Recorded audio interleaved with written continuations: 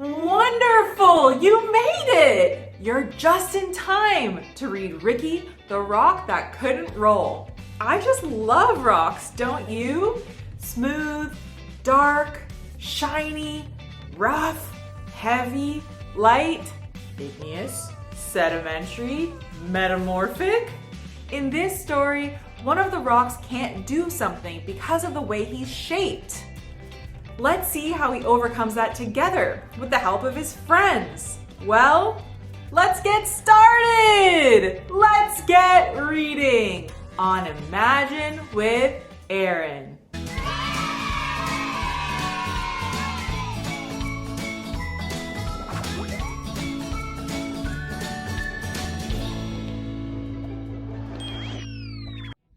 Ricky, the Rock That Couldn't Roll. Written by Mr. J, illustrated by Aaron Wozniak. Read with permission from Mr. J. Over the lake and out past the bay was a green grassy hill where the rocks came to play. They would race to the top to take in the view, then roll their way down the way rocks love to do. There was Kip, Pip, and Chester, and Marvin the boulder. Ignatius played too, though he was much older. And a group called the Pebbles never ever sat still, zigzagging their way up and over the hill. Kai was a meteorite and not from this planet, and Maya was lava, but taken for granite. Stu was the smart one, Parker the clown, and grumpy old Ebert rolled round with a frown. Gabby was sassy, Lisi had flair, Emma was giggly, and Hud had black hair. How do you make a tissue dance? Seriously? You put a little boogie in it. But the one trait that seemed to be shared by them all was that every rock there was shaped like a ball. And because they were round, they could easily roll through the grass, past the lake, up and over the knoll. Except for poor Ricky, who quietly sat. You see, Ricky couldn't roll because one side was flat. What part of this is supposed to be fun? His friends didn't get it. Come roll, they would chant. So Ricky tried, but replied, I'm sorry, I can't. But the rocks were determined. They were sure they could solve Ricky's flat-sided problem and help him revolve. So Marvin the boulder, with his impressive physique, carried Rick all the way to the hill's grassy peak. Then he pushed him downhill, yelling, keep rolling, kid! But Rick didn't roll. He just kind of slid. This feels like a bad idea. Well, the rocks weren't done, not by a mile. Surely this next try would get Rick to smile.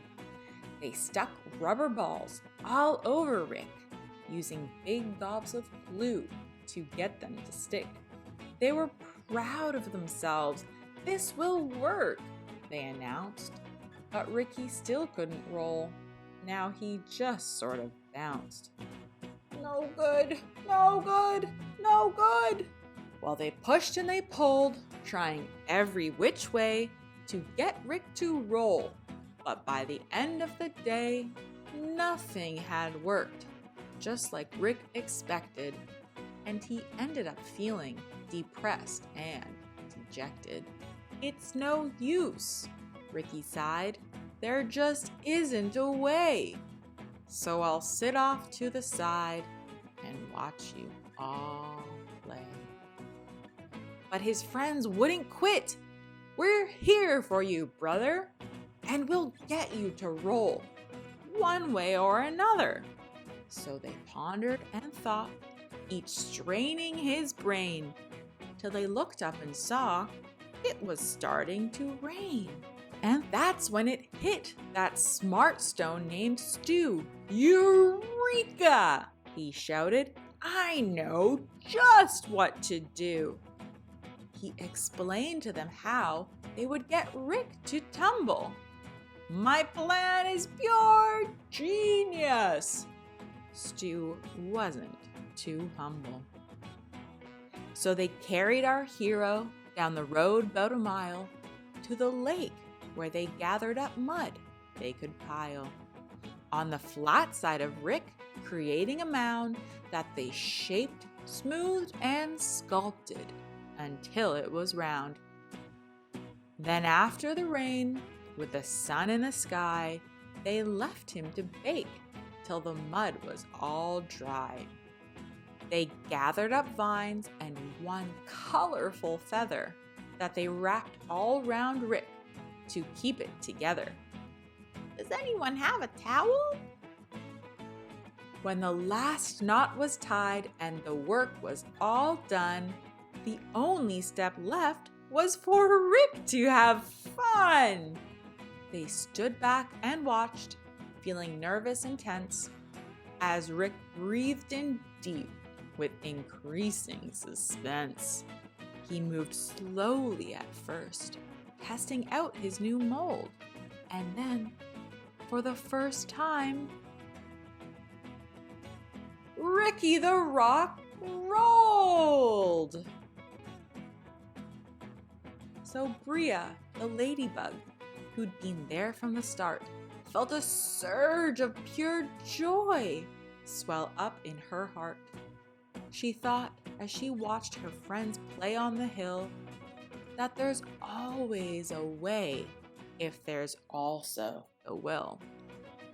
And she said to herself, as Ricky rolled down the slope, "When you're surrounded by love, you always have hope."